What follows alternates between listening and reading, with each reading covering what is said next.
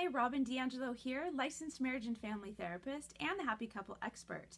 Thank you so much for joining me in the 4th edition of the How to Love Your Partner series. Today I'm going to tell you about how to love your overly defensive partner.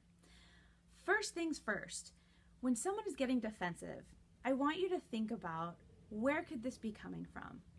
So just to give you a little information, typically, when people present as overly defensive or easily defended, usually what's happened is they grew up in an environment where they experienced a lot of criticism and judgment. What happens from there is they start to live in this place of shame, deep-seated shame. And what that can look like is their lens that they view the world through is inadequacy. So they're constantly thinking, I'm not good enough, I'm not pretty enough, strong enough, independent enough, handsome enough, all these things, I'm not enough. So what happens when someone comes from this I'm not enough standpoint is anything they hear that is perceived as an attack on their character, the way they do things, the way they speak, they get defensive.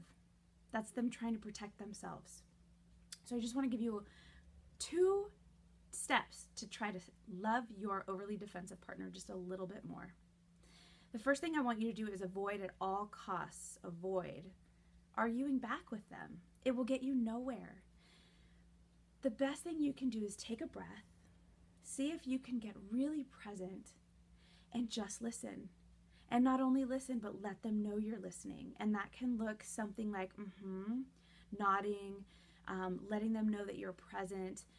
One of the best things you can do is kind of say to them, I hear you. I hear you. You're upset. I see that. And just affirm their experience. What that can do is that can stop them dead in their tracks. It's almost like, oh wow, they actually see me. I don't have to get this riled up to get their attention. So avoid arguing at all costs and see if you can just really get present and hear them and see them and acknowledge that. And the second thing I want you to try to do is own your part. And you may be saying, Robyn, give me a break. They're getting defensive. They're lashing out at me. What do you want? You want me to own some of this? Yes, but hear me out. Is there a piece, an ounce of what they're talking about within their outburst or their defensiveness that's true? Can you identify even the tiniest bit of truth in their story that you can be accountable for?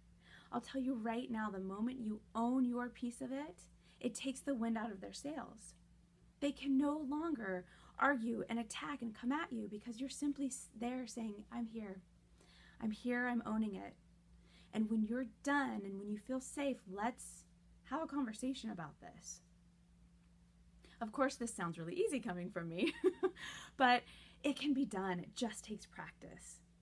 So owning your part of it, that's the second piece. So if this has been helpful, great. Leave a comment below. But if you would like some one-on-one help, if this has really resonated with you and you'd like to just learn more on how to make this work and love your overly defensive partner, reach out to me, 714-390-1652, or you can email me at robyn@counselinglaguna.hills.com.